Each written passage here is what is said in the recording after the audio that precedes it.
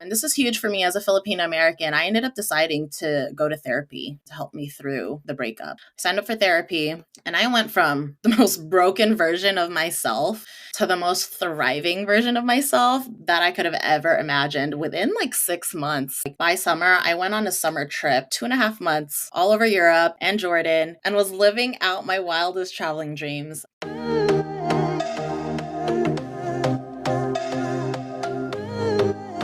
Welcome to the Travel Not to Escape podcast.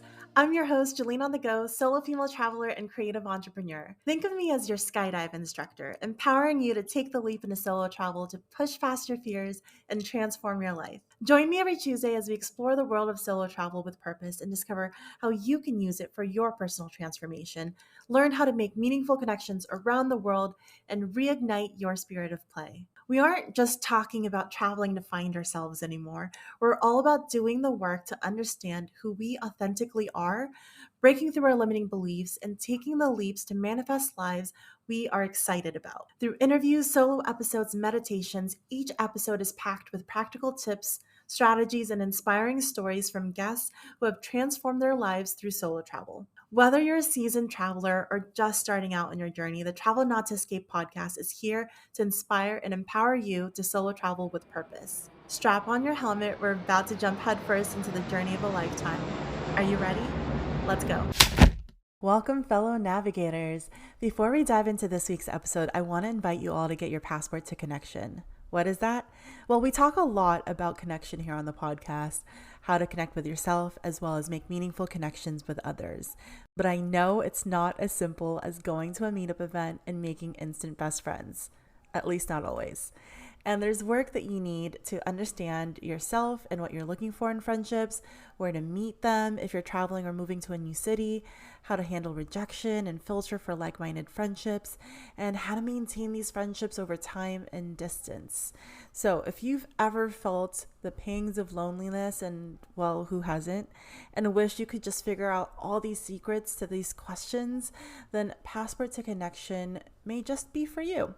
So this is a one-day live virtual workshop and monthly mastermind where I'm going to empower you with all of the knowledge and actionable steps and direction so you can make yourself more magnetic, reignite your spirit of play, and in turn, identify and attract all those beautiful soul-aligned friendships that you're looking for. And this isn't just a workshop. This is a community in itself. So head over to travelnottoescape.com/friends to get more information and sign up. And hurry, this is going to be an intimate workshop, so make sure to save your spot today. And with that, let's dive into today's episode. Welcome to today's Travel Not to Escape episode, and I'm so excited to welcome our guest today, Avagail Lozano, travel creator at Avagail Adventures, and we're going to get to know the story of transformation through travel today. Thank you so much for coming on. Where are you now? Thanks for having me. I am located in Daly City, which is right outside of San Francisco in California in the US. Oh, nice. I actually have a lot of there's a lot of Filipinos in that area, I think. So I have a lot of family that's in Daly City as well. Fun fact, like Daly City has the highest concentration of Filipinos of any municipality in the US. So it's like 35% Filipinos here. So Oh, wow. Okay. I love that fun fact because that makes a lot of sense why not just me, but I feel like a lot of Filipinos that I know have family in Daly City. To contrast, I'm actually in the Philippines right now, in Cavite, so home, mother country. So completely on the opposite side of the world. So it's so great to be able to connect with you virtually to do this interview.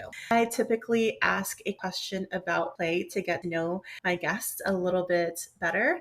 And so can you tell me what your favorite childhood activity was? ooh, what comes to mind is going to like amusement parks or like theme parks with my family or my cousins. Oh, which amusement parks? Well, we used to go to Disneyland. I don't think every summer, but we used to go a lot of summers. And we also used to go to Great America. And I remember cousins that were a few years older than I was and my brother, maybe when I was around 10 and old enough or tall enough to ride the roller coasters, they're like, you're coming with us, like no question about it. So I guess that's kind of what made me a little bit of an adrenaline junkie. Oh, okay. That's good to know. I was talking to you about base jumping too. So What was it at that age that really you liked? Was it about being outdoors? Was it about seeing new things? I think it was probably just being like in a different place. I haven't really thought about this, but it's kind of connecting some dots right now because I always tell people I don't really know what gave me my love of travel. And maybe it's just like going to these like amusement parks and some other family trips that gave me that sense of travel. But just being in a different place, being in a foreign place, that wasn't part of like everyday life, but also too just being with family and being with my cousins and my siblings was always just super fun. Okay. Yeah. There's so I love digging in deeper in this question because Dr. Stuart Brown did a lot of research in understanding what those play histories were. And by understanding their play history, he understood the things that lit them up, both as a child and then connecting that to things that would reignite them as an adult. And so, talking about your play history as a child of exploring through the world of amusement parks, and I think like there's always a lot of different types of food. There's always a lot of different types of exhibits, even within the theme parks. So I Hmm. could totally see where that would spark some of that exploration, play personality style. So, yeah, I think so. Just like that, being adventurous, hopping on roller coasters and loving roller coasters from the get go. I think it's just, yeah, just like seeking that, I guess, the thrill of everything is Yeah. just so exciting. And speaking of travel and exploration, then let's dive into if you could share with me a bit about your background and where you grew up, a bit about your family, and how you found your way to solo. Oh, where to begin? So, like I said, I'm in Daly City and it's actually where I was born and raised. My parents are from the Philippines, but me and my siblings were all born here. I am a middle child, which also explains a lot of my personality. And I lived here all throughout high school, and I was kind of the first to just spread my wings and leave for college.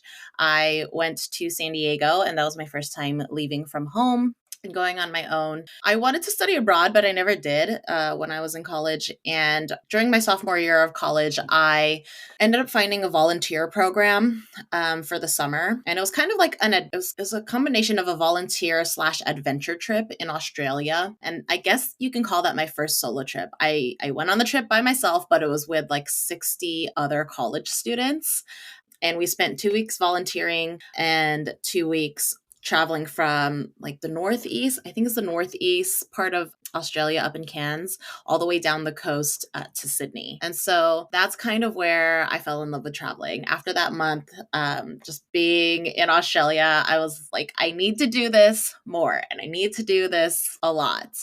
I ended up finishing college, but you're also Filipina. So Filipina Mhm. American families, they kind of have this picture of what your life should be. It's, go to college, get a good job. A lot of times that's in corporate or nursing or being an Nursing. engineer. um, and then, getting married, settling down, all of that. And for a good chunk of my life, I would say that my life was kind of going down that path because in college, my college boyfriend, we were in a long term relationship and we were together for 8 years and ended up even getting engaged. It's kind Oh, of a wow. story for a little bit later. But yeah, so after I graduated college, I did get a corporate job. I was back in the Bay for a few years, and then I had what I call my quarter life crisis, and I figured I don't want to work at a desk job, and so I said I'm gonna quit, and I went to Italy for 3 months to do a volunteer program. And during this volunteer program, I lived with a host family and taught English at the schools in their town. And so that was kind of my first foray, I guess, into teaching English. And it's where I fell in love with working with kids and teaching English as well. Because I was in my long term relationship, one of my things with going to Italy was like, okay, like I'll go to Italy, but when I come back, like I'll move back down to San Diego because my ex-boyfriend and I were doing like long distance at the time. And I guess I didn't really have like a solid reason to come back to the Bay Area. And it just kind of made sense that when I came back from Italy, we would, kind of just be together in San Diego. Went back into the corporate world, and the jobs that I was doing was like corporate relocation. And I did very well in my job. I excelled into a manager position within less than a year.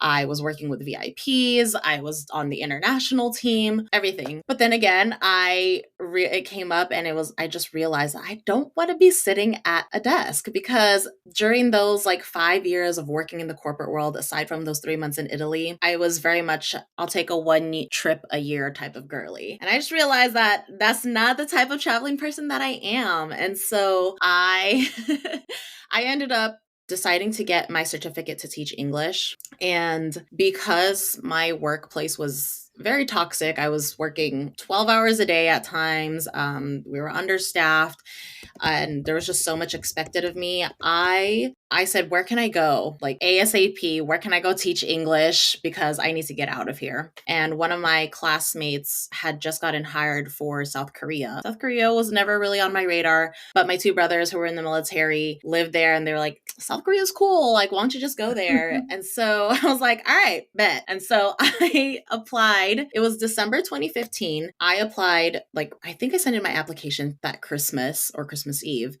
And by mid-January, I got a position to teach English in Korea, and I left for Korea in March 2016. But also during that time frame, I got engaged, because my ex-boyfriend and I had been together for like 7.5 years.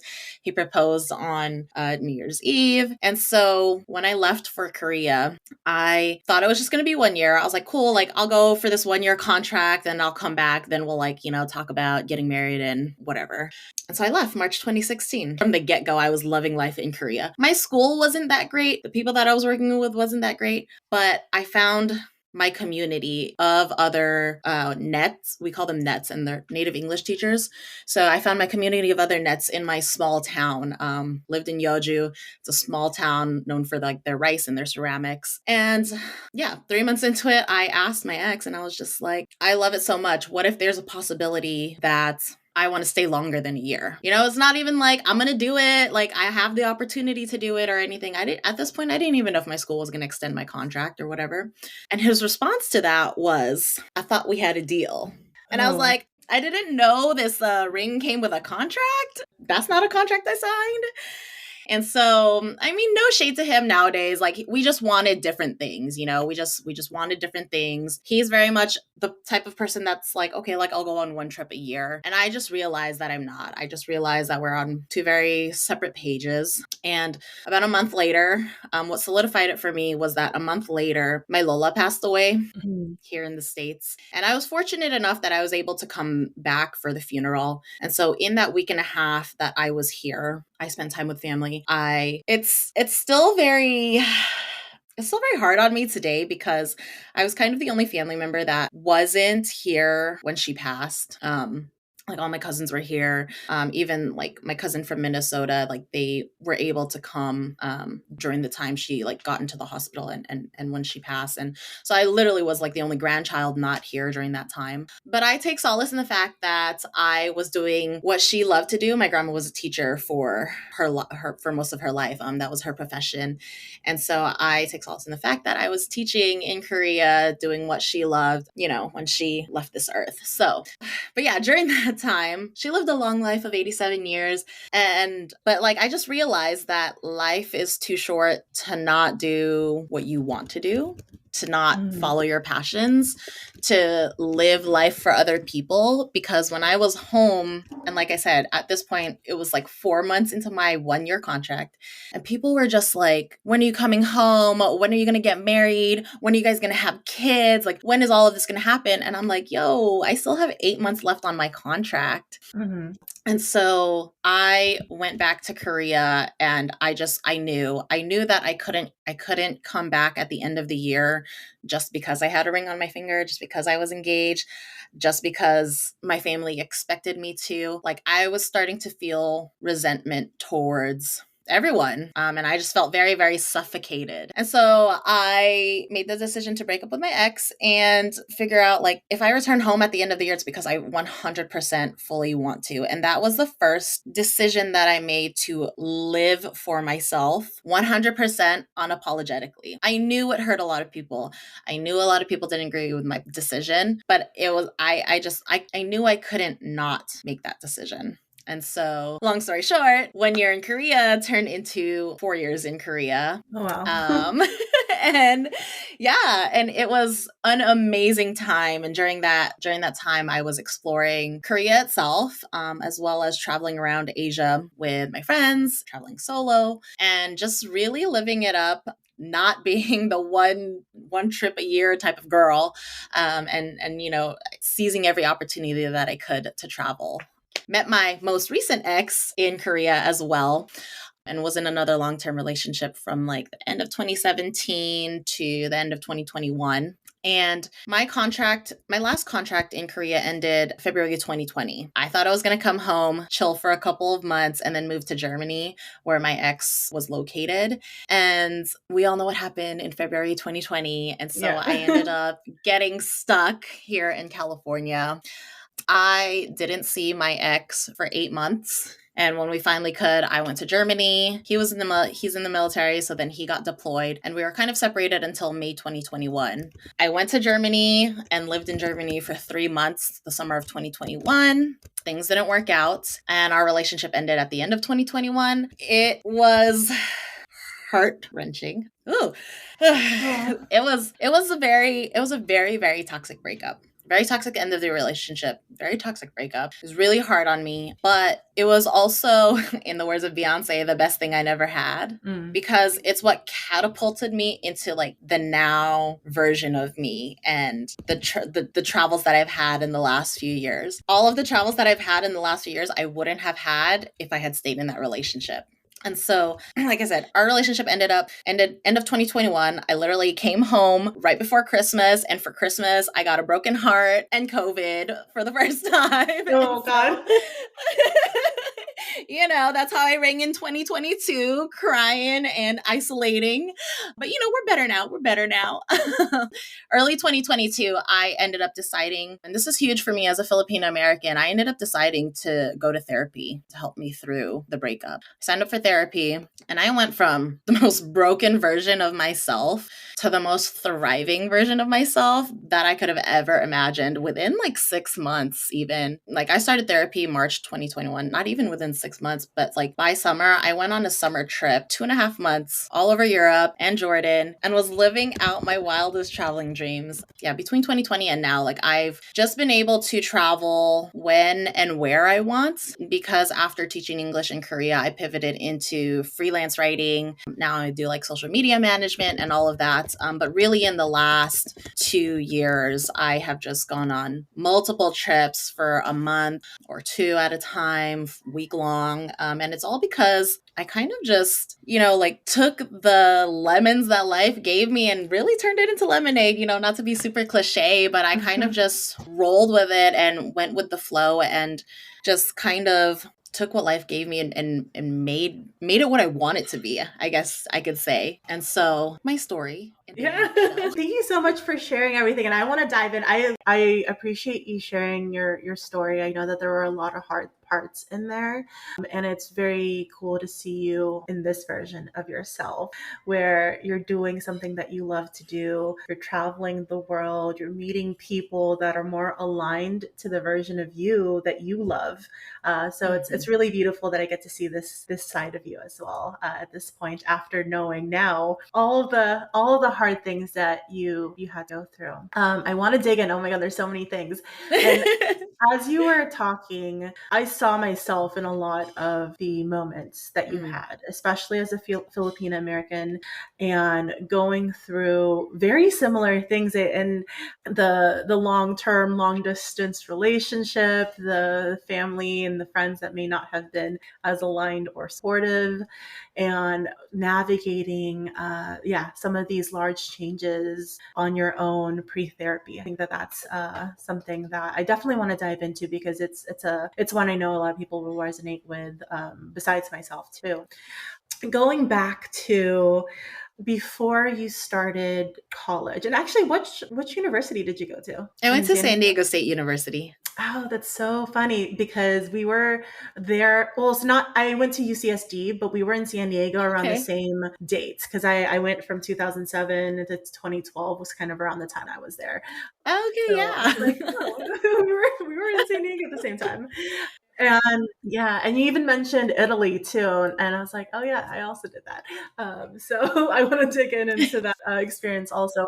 But before you even started college, I want to roll it back a little bit to your parents. You mentioned that sometimes you guys would go on trips when you were younger, but Mhm. did you all ever do like international trips or like vacations? Was that a thing, or not necessarily for your family? Not necessarily. I mean, for most of the summers until I was like 12, I think until I was like 12, we would go to Hawaii every summer to visit my mom's side of the family. And when I say we, I mean like me, my siblings, and my mom, because my dad had to work. And so that was like the extent of our travel. I remember visiting my cousin in Minnesota on my dad's side one summer. And then also, like I mentioned earlier, just our trips to like LA for like Disneyland with our cousins that used to live in Daly City as well. The only international trip that we went on and that I went on before Australia was going to the Philippines when I was in eighth grade. And so that's when we went back and we visited my dad's province and met some family in the Philippines. Okay, that makes a lot of sense. I sounds like there was a lot more family focused travel. I feel that a lot with being Filipino is that's the reason you travel Hmm. is to go visit family and not necessarily this concept of solo traveling because you want to see and explore a destination. Hmm. So as you were then moving to San Diego and then going on this trip with 60 strangers on the other side of the world in Australia, I'm seeing that your family may not have been fully on board in this decision, or tell me what kind of that the reaction was from them initially. I think because it was only quote unquote for a month rather than studying abroad for a whole semester, they were a little bit more supportive of it. It was more so the money part that they were worried about, obviously, but I did like my own fundraising and stuff like that. Were they supportive when you did the first solo trip when you were in, was it Italy was the first one? No, or Barcelona? It was Italy, yeah. So when I told them I was going to quit my job and go to Italy for three Yeah. months, no, no, no, no, no. I don't think anyone was really supportive of that. But I think it was more so they were like, again, they were surprised and they're like, "Wait, what are you doing? Because you're going to leave a good quote unquote again good job to go to Italy. Like, where are you going to get your money? How are you going to support yourself? All of the things that parents rightfully worry about."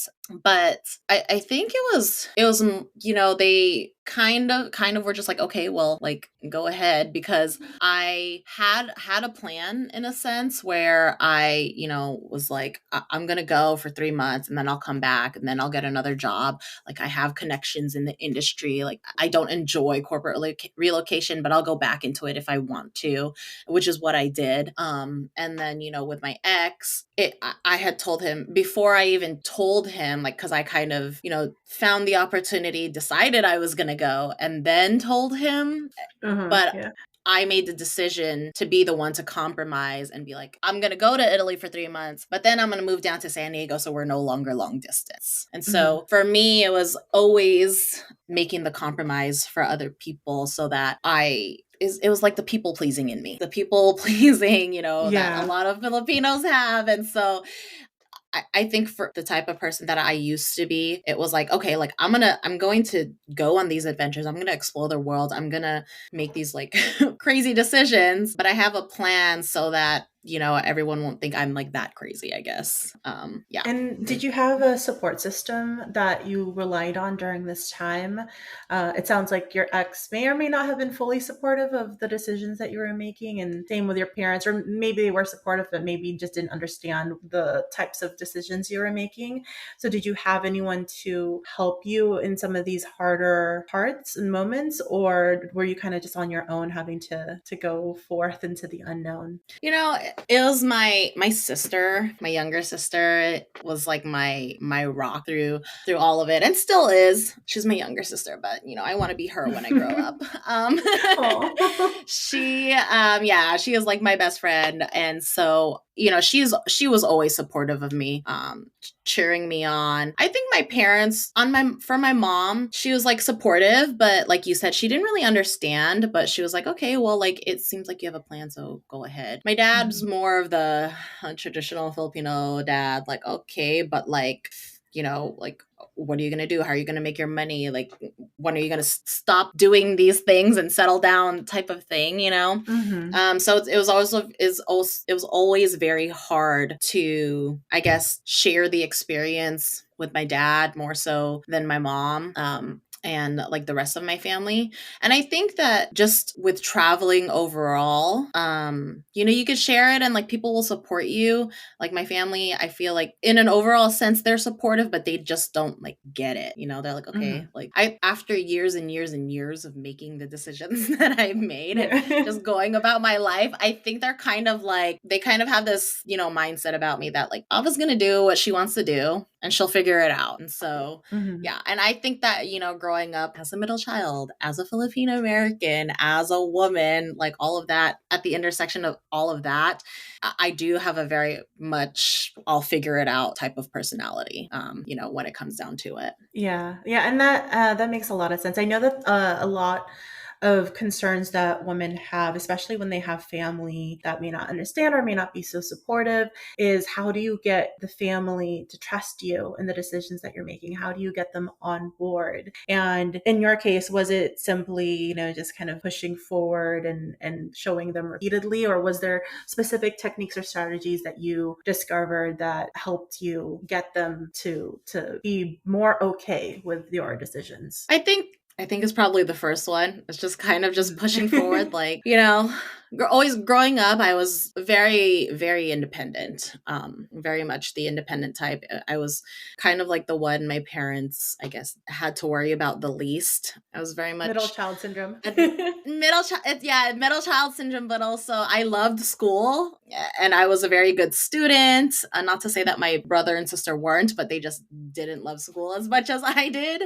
And so, in that sense, my parents didn't have to worry about me. And that when growing up, education is a very big, like doing well in education is a very big concern for Filipino American families. And so, I think because they didn't have to worry about that, when I did start to, I guess, kind of rebel and start making these like decisions that were out of line or out of the norm, they were worried, but they kind of knew in the back of their minds that I kind of got it. Yeah, and I think a big hurdle in the beginning is making sure that they get you through your education. I realize being here in the Philippines now, and meeting people from all different types of socioeconomic backgrounds, and a lot of them, like for example, like drivers that I've had or people that are working in service industry, a lot of them, their main concern is working hard in order to get their children through education, and so that means they might be living off of pennies, in the Filipino equivalent, themselves as parents, in order to make sure that their kids have the tuition in order to go through school, because here in the Philippines it's so poor that education really is your only way out. And so the Filipinos that then immigrate out of the Philippines, they carry that heaviness with them, knowing what they came from, knowing what the sacrifices were that their parents made or that they made themselves for their children. So it's not just one generation of pressure, you get the full lineage of pressure as a Filipino. Yeah. Yeah. No, I totally get it. And I was just at a meetup for Pinay's last night, and it was like I Mm. was in a room of like 50 other Filipina Oh, Americans, and it wow. was amazing, awesome. And we were talking about these, and one of the questions that came up was, how are you your ancestors' wildest dreams? Mm. And I think, and we had talked about it, and we talked about how much our parents as immigrants, how much they carried, the weight, literally carried the weight of the world on their shoulders coming here, and sacrificing a lot for us. And even though a lot of us do follow the traditional path that they want us to, but a lot of us don't. And, being on that path, I'm finding more and more people who are also walking along this same unexpected path And we kind of just, acknowledge that even though it might, make our parents worry so much, we really are living out their wildest dreams because, in some ways it's things that they couldn't even dream of because they didn't even know that opportunity was there for them. So, yeah. Yeah, that's the biggest thing, and the reason why I started this podcast even was because travel was never something that travel in the extent that you and I do it was not something Mm-hmm. that I thought was available to me when I was younger. It took me having Right. a art history teacher giving me that idea in high school. And it's like, okay, well, if I didn't know about it, then my family definitely didn't know of what was possible, right? And so we're in a way at Right. this point breaking some of the patterns that held a lot of people in our ancestral line back. And I Mm-hmm. love that question is actually really beautiful. It gave me a little bit of goosebumps because Yeah. even though we might come from different families, there's this shared, I don't want to say burden, but like there's this shared perspective that we all have as Mm-hmm. Filipino Americans. And one of the things I also realized by being back here too is that being Filipino is one thing, being American is one thing, being Filipino American, we live in this in between place that Yes. you almost feel like no one understands your perspective until you get in a room Mm-hmm. with other Filipino Americans. Because I thought, Mm-hmm. oh, okay, if I just get in a room with a bunch of other Filipinos, then I'm with my people. And no, it's very much a different perspective. So I love that you're sharing content and you're sharing the voice and going to events specifically for Filipino Americans because it is, yeah, that was my mind-blowing experience was that it is a very different thing. Yeah, I mean, I just want to take a moment to talk about that because it's very much, and I just wrote a blog post about this actually this week about how I used to carry a lot of shame around the notion that I wasn't Filipino enough or Filipina Mm-hmm. enough, or that I wasn't American enough. It used to really rub me the wrong way. But traveling has just opened my eyes so much to the fact that even if people mean it in a condescending way when they're like, oh, you're not Filipino or you're not Mm-hmm. Filipino enough or like, oh, you're not American enough, even though they mean it in a condescending way, I realize like, yeah, they're right. I'm not Filipino. I'm not American. I'm Filipina American. And like Mm-hmm. you said, it's such a different experience. Mm-hmm. To be both because of the mix of cultures that I grew up with, because of where we come from, what our parents experienced, just the opportunities that I have that they didn't, or the opportunities that Mm-hmm. I have that people in the Philippines don't have.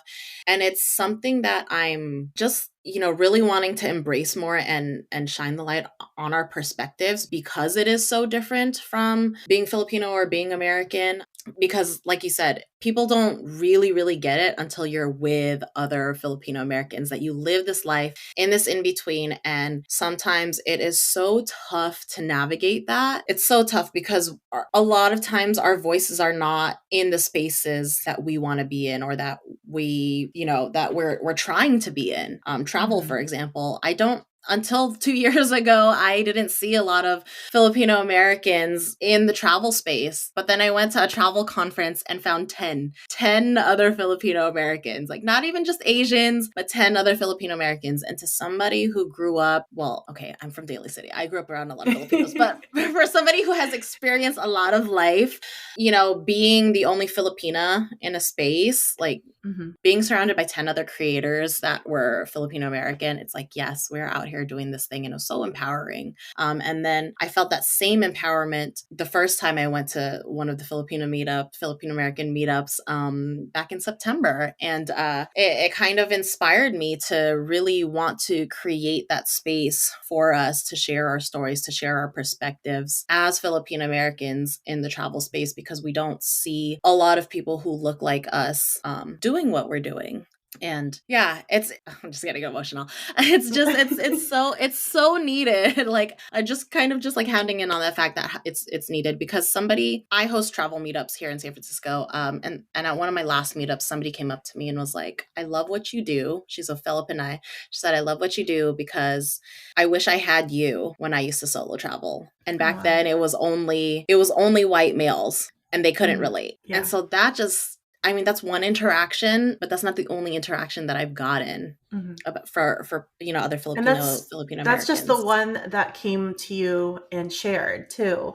You don't Mm-hmm. know the amount of people, most people, especially on social media, they don't have necessarily a presence. It might just be a blank profile photo, but Right. they're lurking and they see and they could be resonating. And yeah, you don't know the impacts that you might be having by sharing your Mm-hmm. story, by shining a light on this perspective that a lot of people Yeah. have and haven't heard from. Yeah, which is why I admire so much what you do, and how much you talk about solo traveling as a Filipino American as well. Yeah, thank you. And I think that, the more that we normalize it in the perspectives that aren't necessarily always in the spotlight, I think it gives empowerment to other people to maybe Mm-hmm. just try it, even just once.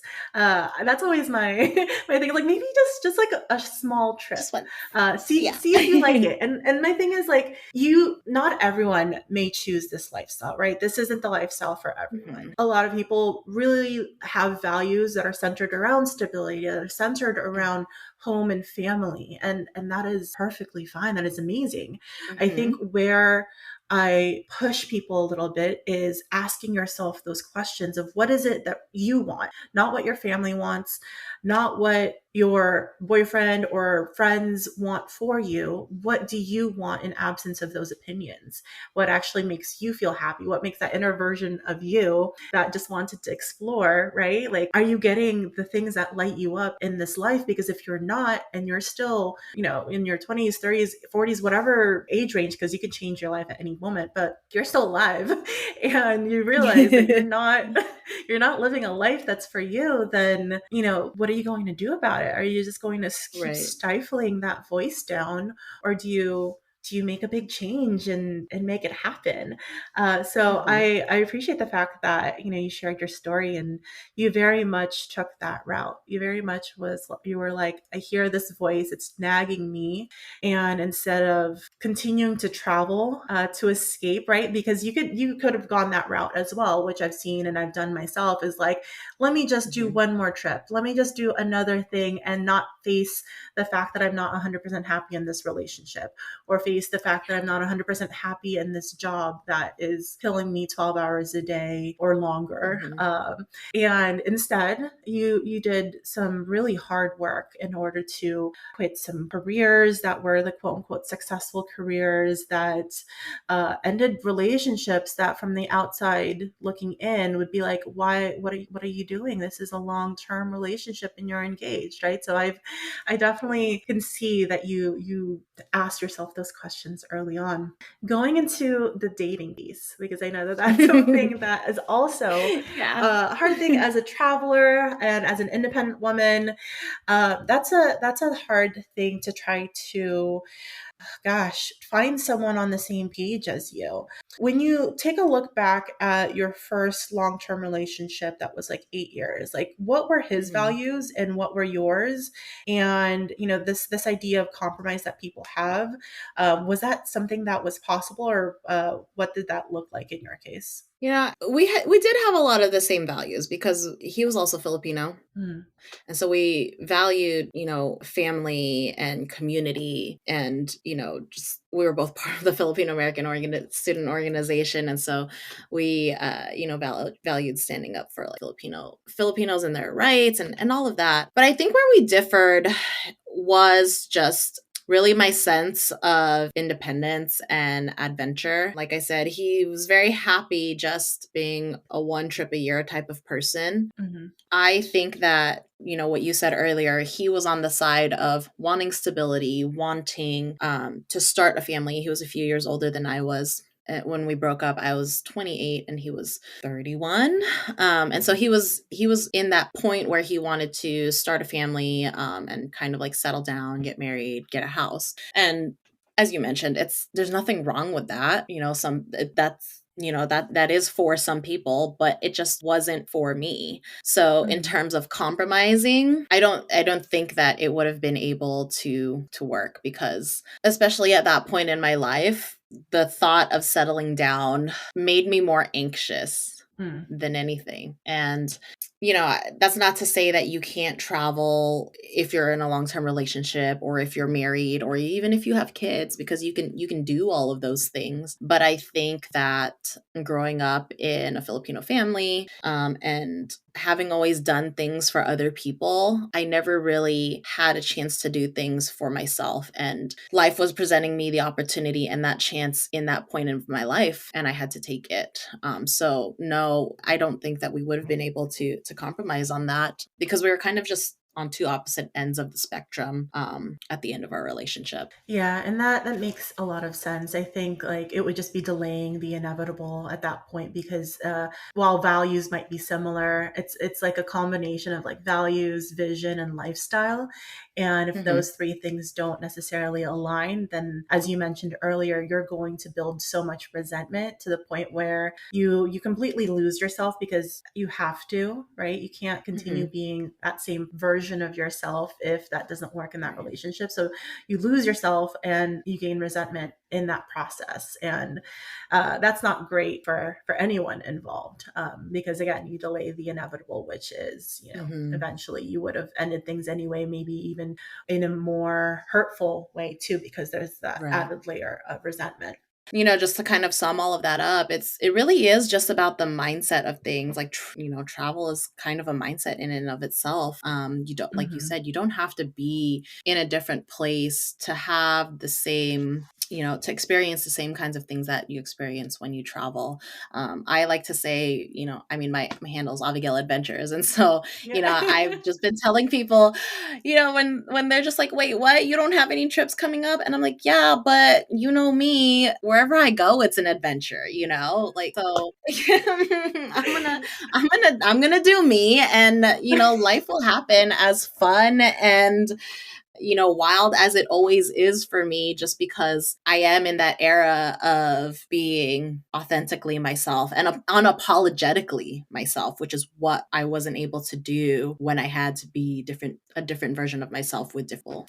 Yeah, and that's beautiful that you're leaning into that, and I love that because my handle is Jillian on the go, and yeah, the last few months maybe I'm not as on the go, but I'm on the go in Mhm. different ways. So Yeah, we can, you don't necessarily have to physically be doing a lot of things if you're right. mentally doing a lot of things at the same time. Absolutely. Perfect. Thank you so much for sharing your story and diving in deep on that with me too. I want to ask a few questions that I ask all of my Yeah. guests in relation to connection and transformation and play. So, in terms of connection, and you love building community everywhere you go, it sounds like. What has been the best way that you've made meaningful connections, your most meaningful connections as you've been traveling or even in your own city?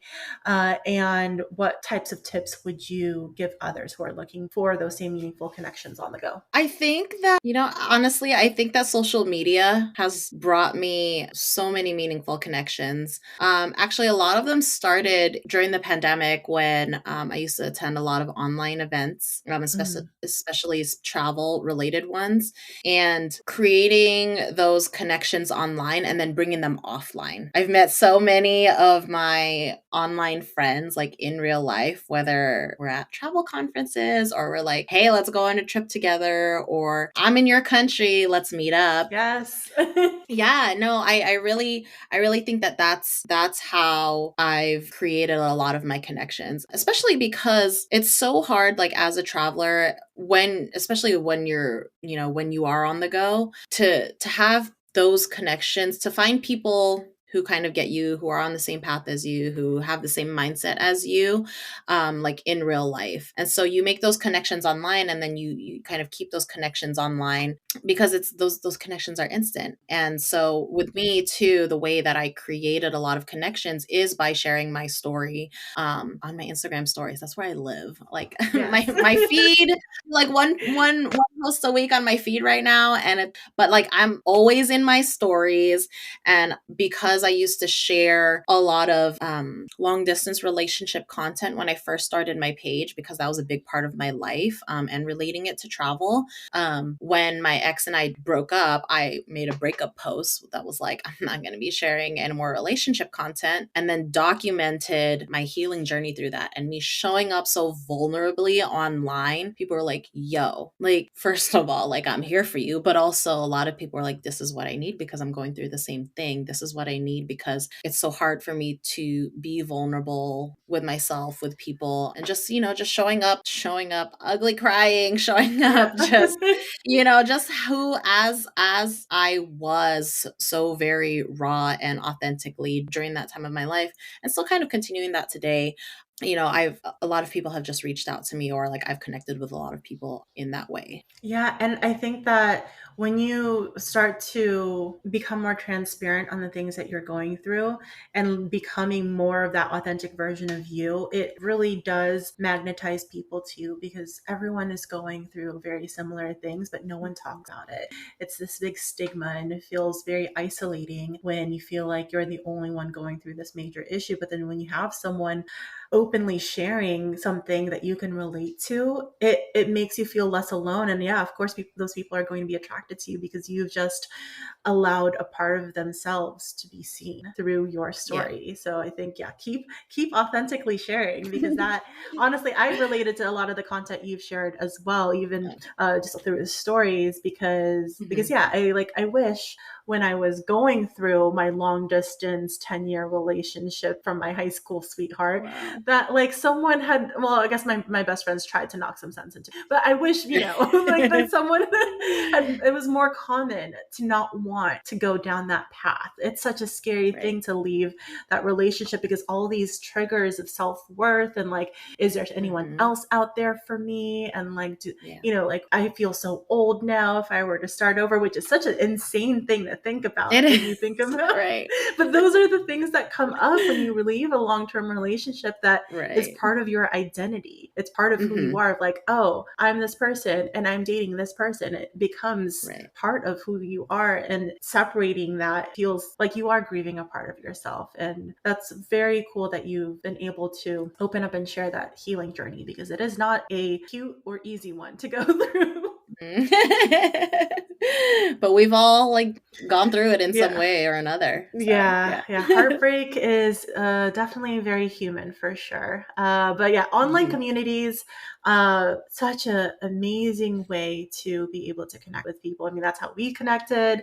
And it's because like you are able to see what your interests are, and honestly also see how people show up on stories, or how the people portray their own social media presence. Does give you some information of like, okay, it seems like they're not murdery, like I could go meet them in a different country. Absolutely. And, like it makes a big difference versus like, I don't know anything about you, and like, who are you really? Do you have friends? But it's like, okay, if someone's posting on social media, looks like I mean, of course it could be a facade, and they're, like secretly bearing bodies, but like for the most part, it seems like, you can trust them a little bit.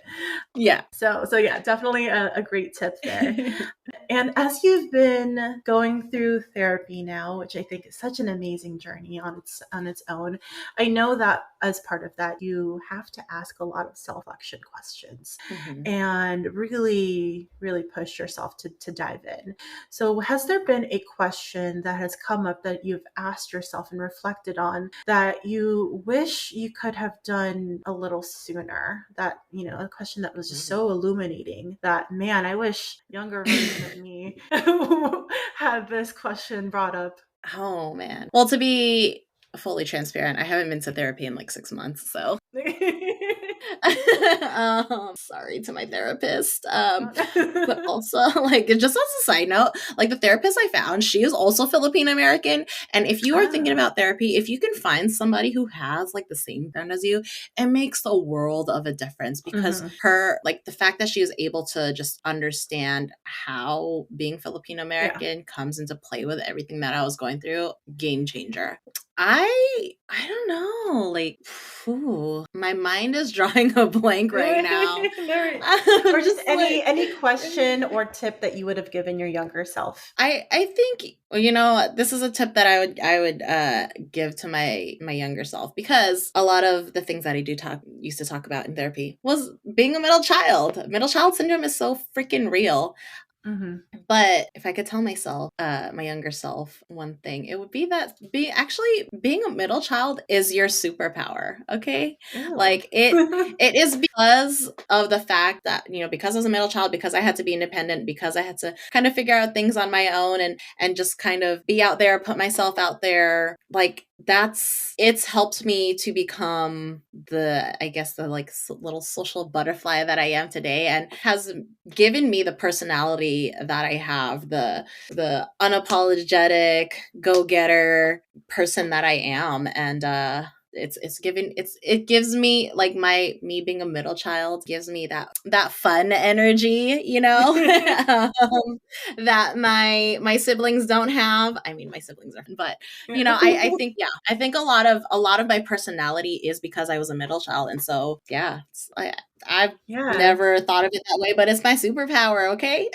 Yeah, I love that. Not only is it something that like is part of you, but it's like it makes you you. And yeah, Yeah. I love the idea of it being your superpower, and having your younger self accept that earlier. Mhm. Perfect. Okay, so a couple more questions. So for and actually, before we move on, my first therapist was also Filipino American, and she was amazing, and I love highly that. recommend. I love that tip because if Yes. she wasn't, like, I actually had a like therapist in college who was white, and it did not work out well with her. But then the Filipino Mhm. American who knew exactly what I was talking about, especially going through some of these like risk taking type of decisions, I think that that's Mhm. going to be such an important for anyone that's looking for support in therapy. Find someone that can Absolutely. identify, that can relate to your story, and specializes Mhm. in it as well. Yeah. Very important. Okay, last tip that you would give for women who are considering solo traveling for the first time but might be a bit hesitant? What advice would you give them? I would just tell you to, first of all, just do it. No. But start small. If start small and start with, like, the day-to-day things. Go out to eat on your own. Go to a movie alone. Go do something that you love, like going to a museum or an event alone, somewhere where you're comfortable in your own city. Because if you can do those at home, you can do those across the world. Mhm. And so, yeah, just start small.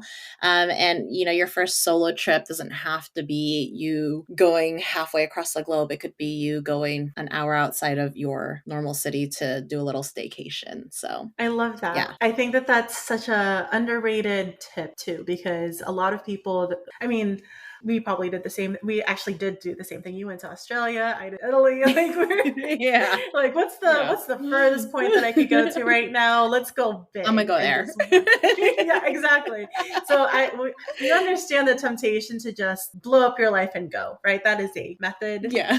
that we have also done. but but if you can like dip your toe in, and if you have more Yeah. of those hesitations, then the small steps also a really beautiful start, especially the tips on like take yourself out. I think that Mhm. that piece right there, like you're going to spend the majority of your life alone, so why don't you just Mhm. enjoy it and lean into Yeah. it and take yourself out? Because by doing that, you also raise the standard. Looping that back into dating, you raise the standard for anyone coming in who wants to date you. Because okay, well, if you are taking yourself out to things that you enjoy, activities, restaurants, then someone can't just take you to McDonald's. I mean, I love McDonald's, but like they can't just take you to like something that's a little bit more basic and impress you, right? Your threshold Right. of being impressed is much higher, and your Mhm. self-worth is much higher because of that. And Right. so I think that that's a great tip, not just for travel, but in general, to raise your Yeah. self-worth, is to do the things by yourself, and make it a date, make it fun. Okay, Yeah. we have gotten to the end, and I thank you again so much for sharing so deeply and honestly. So we started our interview off with a with a question about play. And I want to close with a question on play. So, in terms of your explorer personality, or maybe you're leaning into different types of play personalities these days, but how is play part of your life now, and what do you do daily that feels like? Ooh, I think just going to Zumba is my hobby. And so Ooh. I love, like, that feels like it's play for me because it just lets me get out of my head. It lets me be free. It lets me just move my body and feel so good. Love it so much that I just became a Zumba instructor. So you girls licensed to Congrats. teach. Thanks.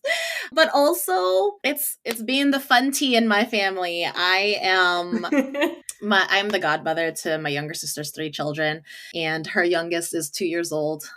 Her older two are boys, but the youngest is a girl. And so every time I'm with her, I tell my sister, I'm like, I'm sorry, she's your daughter, but she has my personality because I hang out with her so much, and just because I just play with her, and I'm just, she just feeds off of my energy. And so it's being with my niece and nephews that kind of Aw. allows for that play in my life on a daily basis. Yeah, and children will bring that into your life in such a like organic way too. So I really love that. And Mhm. also like breaking the patterns of having aunties that are not so fun, right? So I love that you're a funtie because as a Filipina, like I have always been scared of my aunties because you're like, oh, what are they gonna say? And what are the Mhm. judgments and all these things? And I like that this generation of us, we're like, no, no, we're going to inspire, we're going to empower, we're going to play because Yes. we know what it feels like to have the not so fun version. Right, absolutely.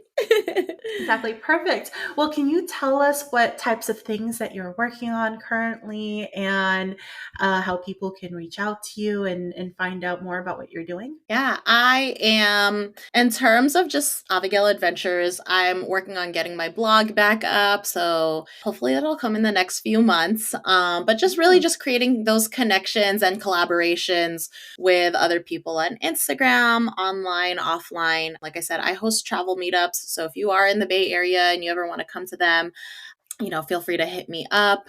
I love collaborating like this on podcast episodes, Instagram lives, doing, shared posts or whatever it is. So if you're also a travel creator, feel free to reach out to me for any collabs. I'm Avagail Adventures on Instagram and TikTok. And yeah, those are kind of just what I'm working on now. So find Perfect. me there. Thank you.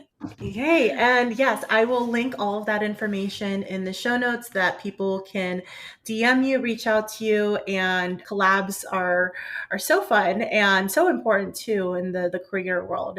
So definitely reach out to her and I will link all of her social media on there as well. Thank you so much Perfect. again for being on. And I know your story is going to really resonate with a lot of people. So I really appreciate sharing. And thank you, listeners, for tuning in today. And I hope that her story inspired you to maybe go on your own travel transformation journey, connect a little bit more deeply, or reignite a spirit of play within you. So thank you for tuning in, and I will see you all in the next adventure. Yay. Yay! As we wrap up another beautiful and insightful episode, I want to leave you with an opportunity to deepen your journey of connection. So head over to travelnotsescape.com/friends to explore the Passport to Connection program.